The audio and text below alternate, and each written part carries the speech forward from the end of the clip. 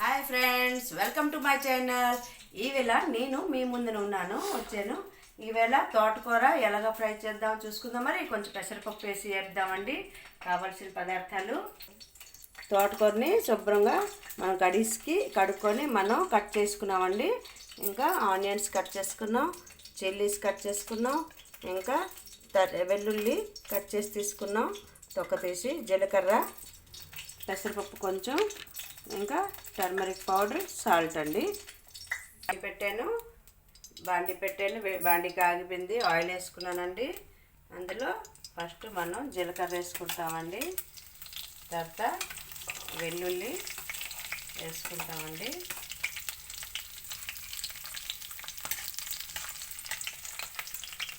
ఇది onions వేసుకుంటున్నామండి, cut చేసింది. Chillies కూడా వేసుకుంటామండి.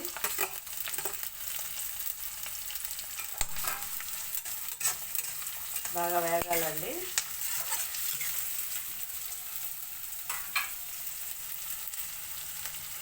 చూడండి, ఇది వేగుతున్నాయి.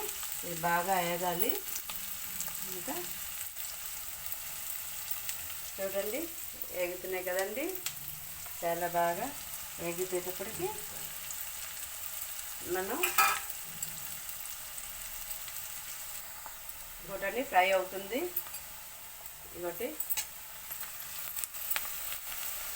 కొద్దిగా బ్రౌన్గా కొద్దిగా అయ్యేలాగా చూసి మనం ఈ తోటకూర కట్ చేసి ఉంచుకున్నాం కదండి, అవి వేస్తామండి. ఇంకోటండి పెసరపప్పు వేసుకున్నామండి. పెసరపప్పు కొంచెం వేగాక మనం ఈ తోటకూరని వేస్తాం.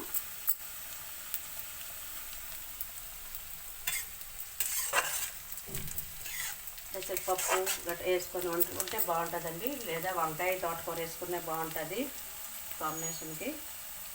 వంకాయ వేసినా మద్దతు వస్తుంది, పెసరపప్పు వేస్తే టేస్ట్ బాగుంటుంది.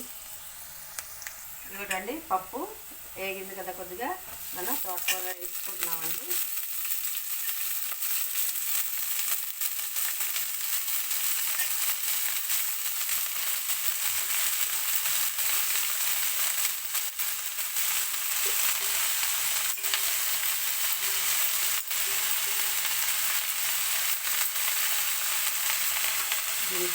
దీని మీద మనం కొంచెం సాల్ట్ వేసుకుంటామండి.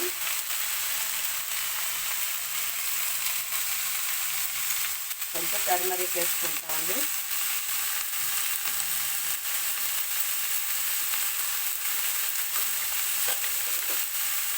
కొంచెం కలిపిస్తామండి.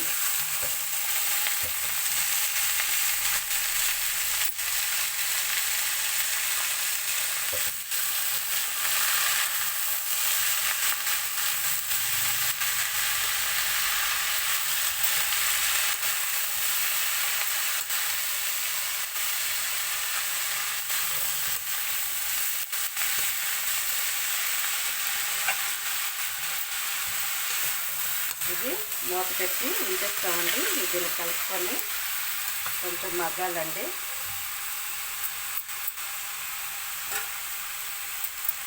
చూడండి, మూత పెట్టుకున్నానండి.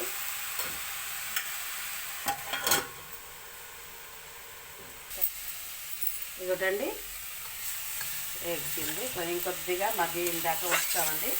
ఇదొకటి మగ్గిపోవచ్చింది. ఇంకొక 2 నిమిషాలు మనం మూత పెట్టి ఉంచుద్దామండి.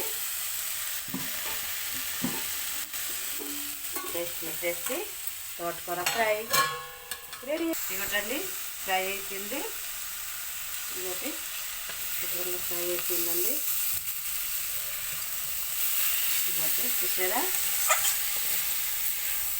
పెసరపప్పు తోటకూర రెడీ. యమ్మీగా రైస్తో చాలా బాగుంటుందండి. రైస్ తినండి, రొట్టెతో తినండి, చాలా బాగుంటుంది. ఇదిగోటండి, మనం చేసుకున్న తోటకూర పెసరపప్పు వేసి ఫ్రై. తోటకూర తింటే హెల్త్కి మంచిదండి. ఇంకా జుట్టు కూడాను పెరుగుతుంది, మంచిది. మరి పిల్లలు పెద్దలు అందరూ తినండి, టేస్ట్ చేయండి. సబ్స్క్రైబ్.